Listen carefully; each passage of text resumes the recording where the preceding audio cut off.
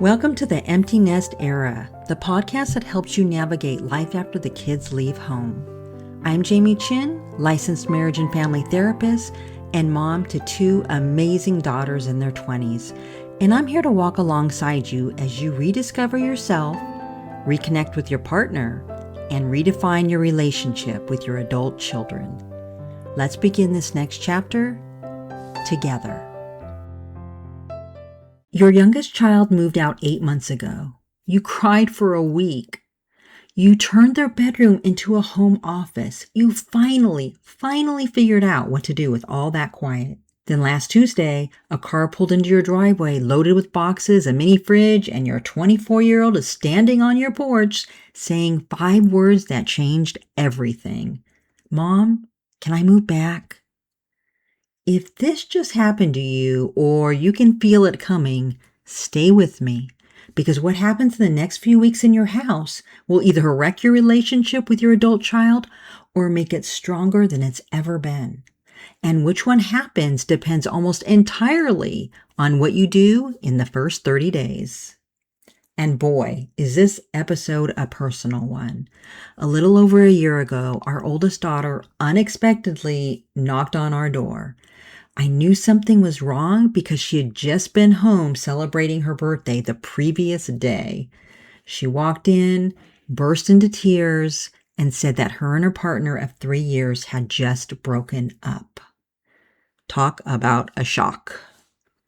They'd been living together and their lease was about up, and there was no way my daughter wanted to stay in their shared apartment, even with a new roommate. What she needed was to come home, emotionally heal, and regroup. This scenario is more common than you think. Nearly half of young adults move back home at some point after leaving. Rent is high, jobs are unstable, breakups happen. Life gets expensive fast. Your kid isn't a failure, and neither are you.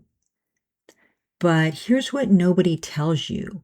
The hardest part isn't the extra dishes in the sink or the car back in the driveway, though those are things to contend with. The hardest part is that you already grieved this chapter. You went through the emotions, you adjusted, and now you have to unadjust, and that messes with your head more than people expect.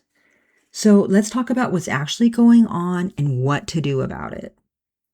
First, let's name the feeling, because it's not one feeling. It's about multiple feelings wearing a trench coat pretending to be one. There's relief because you get to see your kid every day again. There's love, obviously, but there's also resentment because you built a new life and now it's shifting again. And there's guilt because you feel bad for feeling resentful about your own child needing help. That combination can be exhausting, but it's normal and it doesn't make you a bad parent. Here is a potential mistake parents make. Parents try to skip the feelings and jump straight to logistics. They start making rules about curfews and chores before they've even acknowledged out loud that this is a big adjustment for everyone, including them. Skipping that step is why so many of these living situations turn tense within a month. So step 1, before anything else, is a real conversation. Not a lecture, a conversation. Sit down with your adult child and say something like, "I'm glad you're here and I want us to figure this out together so it works for both of us." That single sentence does a lot of work. It tells them they're welcome. It also tells them that this is a partnership, not a hotel stay. Now let's get into the part everyone actually clicked for. Boundaries. Boundaries are not punishment. I want to say that twice because so many parents feel like setting rules for their own grown child is somehow mean. It's not. Boundaries are what make it possible to actually enjoy having them home instead of quietly dreading it. Here's the thing about adult child.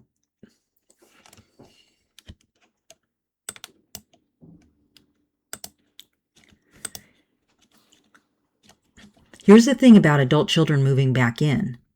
The relationship has to shift from parent and kid to something closer to two adults sharing a space. That doesn't mean you stop being their parent. It means the day-to-day rules of the house need to be built together, not handed down like they're 16 again. Start with the basics. Talk about how long this arrangement is expected to last. Not because you're rushing them out the door, but because open-ended situations create anxiety for everyone. A rough timeline, even a flexible one, gives both of you something to work toward. Next, let's talk about money. This is the one people avoid the most, and it's the one that causes the most resentment if it's left unspoken. You don't have to charge full rent. Some families do, some don't. But your adult child should be contributing something, whether that's a set amount each month, covering groceries, paying utility bill, or handling their own expenses completely. Money that isn't discussed becomes tension that shows up in other places, usually the dishes, weirdly enough. Then there's the daily stuff. Chores, noise, guests, shared spaces. These conversations feel awkward at first, but awkward now saves you months of quiet irritation later. A simple way to bring it up is asking, "What do you think is fair here?" Adult children often have more self-awareness about this than parents expect, especially if they've been living on their own already. Here's something I tell every parent in this situation. Write the agreement down. Not because you don't trust your kid, but because memory gets fuzzy and feelings get involved. A short list, even a casual one on the fridge, prevents the classic argument of, "I never agreed to that." Now, let's talk about the emotional side, because this is where most of the real friction actually lives. When your adult child moves back home, old patterns tend to sneak back in without anyone inviting them. You might catch yourself reminding them to do things you'd never comment on if they were living somewhere else. They might catch themselves acting a little more like a teenager, even without meaning to. This isn't because either of you is doing something wrong. It's because the house itself carries old roles, and it takes real effort to not slip back into them. Here's a helpful, mindful shift. Every time you're about to say something a parent would say to a teenager, pause and ask yourself, would I say this to a roommate I respected? If the answer is no, rephrase it. This one shift alone prevents most of the potential blowups. Let's also talk about your own life, because this matters more than people realize. You built new routines after your child left. Maybe you started traveling, or took up something for yourself, or simply enjoyed a quieter house. You do not have to give that up. In fact, you shouldn't. Protecting your own routine, your own space, your own time is part of what keeps this arrangement healthy instead of draining. If you disappear into full caretaking mode again, resentment builds fast, even if you don't say a word about it. This is also a great moment to model something powerful for your adult child. Boundaries as self-respect rather than boundaries as rejection. When you calmly say, "I need my evenings for myself most days," you're not pushing them away. You're teaching them what a healthy boundary actually sounds like, which is a gift most people don't get modeled for them growing up. Now, a quick word on the guilt, because I know it's there. You might feel like enforcing rules or asking for rent makes you the bad guy. It doesn't. Struggling financially or going through a rough patch is part of being a young adult today. Helping your child through it is generous. But generosity without structure often turns into stress for both people. Structure is what makes generosity sustainable. Here's something that might surprise you. Many adult children actually want the structure, even if they'd never admit it. Open-ended, rule-less living arrangements make people anxious, even grown ones. Knowing what's expected of them, what they're contributing, and how long this chapter might last gives your child something solid to stand on while they're figuring out their next steps. All right, let's talk about a few common mistakes that parents make in this situation, because avoiding them will save you a lot of stress. Mistake number 1 is treating this like a short visit instead of a real living arrangement. If your adult child is staying on for more than a few weeks, you need actual agreements in place, not just an unspoken hope that things will sort themselves out. Hope is not a plan. A plan is a plan. Mistake number 2 is bringing up every single frustration all at once, usually after it's been building for weeks. This turns into an ambush, and nobody responds well to an ambush, no matter how valid the complaints are.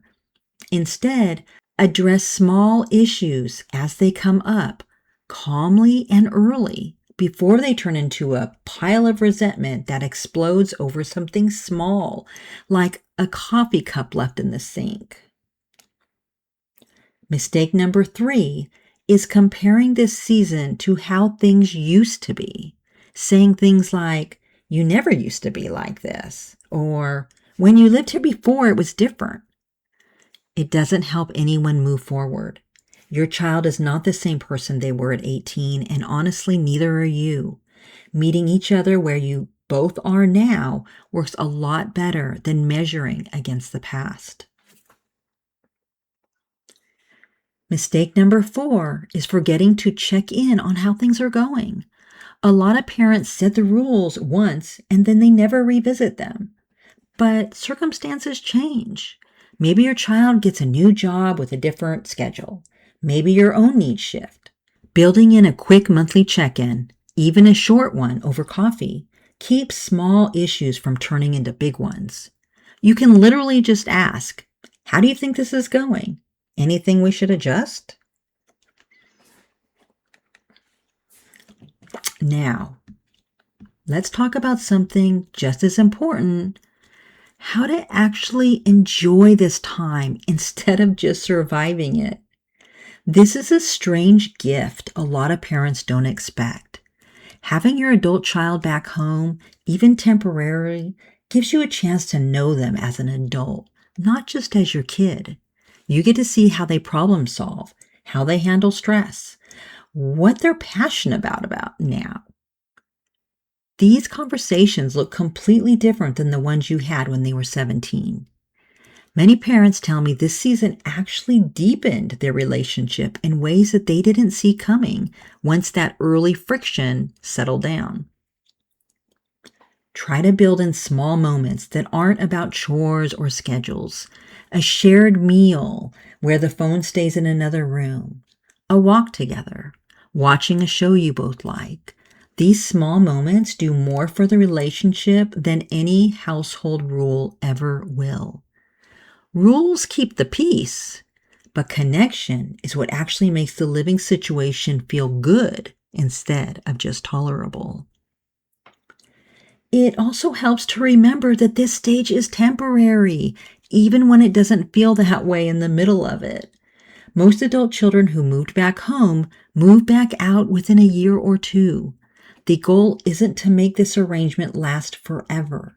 The goal is to make the in-between stretch feel steady, respectful, and workable for everyone in the house, so when your child is ready to leave again, you both look back on this season as something that brought you closer instead of something you had to survive. One more thing worth mentioning, because it comes up all the time. Don't ignore your own mental load during this season. Parents often focus so much on how their adult child is adjusting that they forget to check in with themselves.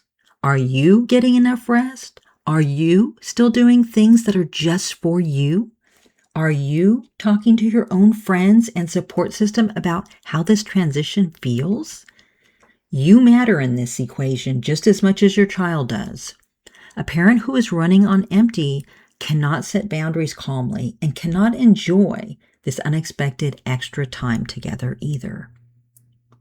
So here's how this actually plays out well. You have the honest conversation early.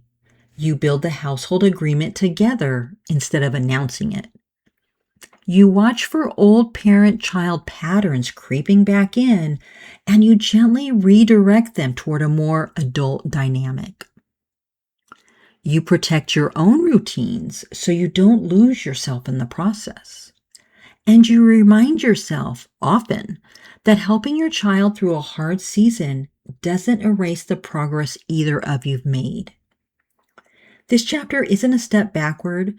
It's a strange in-between moment that a lot of families are quietly going through right now, even if nobody's always talking about it out loud. And somewhere in the middle of the shared groceries and the renegotiated curfews and the awkward first conversation about rent, something else tends to happen too. You get to watch your kid become someone you actually like spending time with as an adult, not just someone you raised. I just got goosebumps saying that because it's very, very true. That part doesn't always show up on any checklist, but it's usually the part parents remember most once this season ends.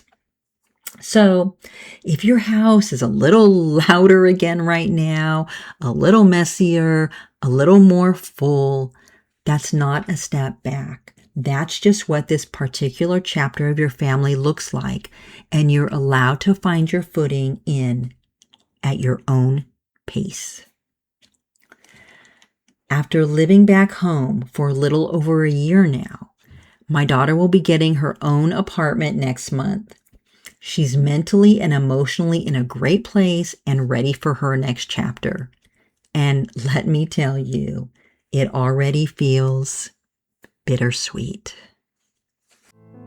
Thanks for joining me for this episode of the Empty Nest Era.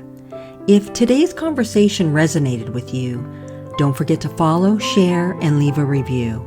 It helps other empty nesters find this supportive space. Until next time, take a deep breath, trust your journey, and remember, this is your time now. Finally, I want to note that this podcast is for education only and is not a replacement for therapy. I suggest you seek out the help of a trained professional for help with your specific situation if needed. Thank you.